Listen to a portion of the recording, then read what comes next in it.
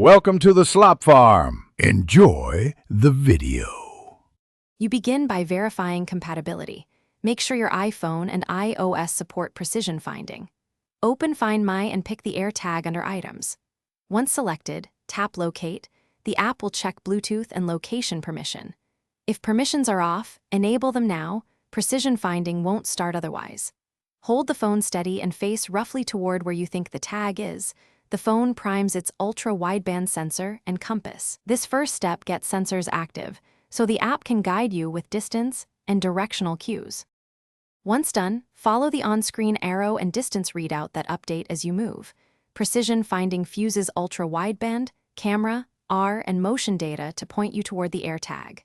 Move slowly and rotate your body so the iPhone refines azimuth and distance. Small adjustments improve accuracy.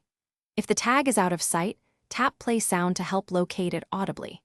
Make sure ambient noise isn't drowning the ping. Use steady hand movements. Jerky steps can confuse the sensors and delay a precise lock. You finish by verifying the tag. When the distance reads nearby, sweep the immediate zone while listening for the AirTag's beep and watching the arrow refine to a spot. If you can't get a lock, first restart the Find My app and toggle Bluetooth and location, then try again. If problems persist, move to a different vantage point.